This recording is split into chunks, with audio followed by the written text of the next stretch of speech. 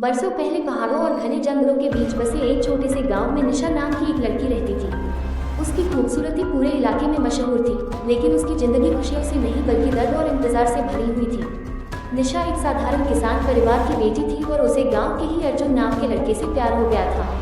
दोनों ने साथ जीने मरने की कसमें खाई थी, लेकिन किस्मत को कुछ और ही मंजूर था। गांव के जमींदार की नज़र भी निशा पर थी और वह हर हाल में उसे पाना चाहता था। जब निशा ने उसकी बात मानने से इनकार कर दिया तो उसने अर्जुन को झूठे आरोप में फंसा दिया। एक रात अर्जुन को गांव वालों के सामने बेरहमी से मार दिया गया और निशा को उसके घर में बंद कर दिया गया। कहते हैं उस रात तेज बारिश हो रही थी, आसमान में बिजली चमक रही थी और निशा की चीखें पूरे गांव में गूंज रही थी।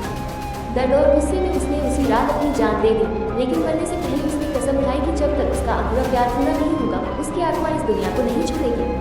कुछ दिनों बाद गांव में अजीब घटनाएं शुरू हो गई। रात के समय जंगल के रास्ते पर सफेद साड़ी पहनी एक औरत दिखाई दी, जिसके लंबे बाल उसके चेहरे पर ढके रहते। जो भी उसके पास जाता उसे रोने और हंसने की डरावनी आवाजें सुनाई देती। धीरे धीरे लोग समझ गए कि वह निशा की आत्मा है जो अब चुड़ैल बन चुकी है। कहा जाता था कि हर अमावस्या की रात वो पुराने बरगद के पेड़ के पास खड़ी होकर अर्जुन का नाम पुकारती थी। गांव के कई लोगों ने दावा किया कि उन्होंने उसकी लाल चमकती आंखें देखी और उसकी परछाई को हवा में गायब होते महसूस किया।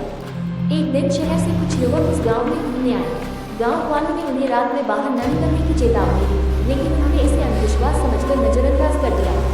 आधी रात को उनमें से एक युवक ने जंगल की तरफ से किसी लड़की के रोने की आवाज़ सुनाई। वह आवाज़ के पीछे पीछे चला गया और उसने एक खूबसूरत लड़की को सफ़ेद कपड़ों में खड़े देखा। लड़की ने धीमी आवाज़ में उससे मदद मांगी। जैसे ही वह उसके करीब गया, अचानक उसका चेहरा भयानक हो गया। आंखें खून की तरह लाल चमकने लगी और उसके पैरों के दिखाई दिए। युवक डर के मारे चीख पड़ा और भागने लगा, लेकिन अगले दिन वो बेहोशी की हालत में जंगल के पास मिला। होश में आने के बाद वह सिर्फ एक ही बात दोहराता रहा, उसकी ख्वाहिश अभी अधूरी है, वह अभी भी अर्जुन को ढूंढ रही है। समय बीतता गया, लेकिन गाँव में आज भी लोग कहते हैं कि अमावस्या की रात बरगद के पेड़ के पास किसी लड़की की रोने की आवाज़ सुनाई देती है। कई लोगों का मानना है कि निशा की आत्मा आज भी अपने अधूरे प्यार और बदले की आग में भटक रही है, और जो भी उसकी कहानी को मजाक समझता है वह कभी न कभी उसकी परछाई जरूर देखता।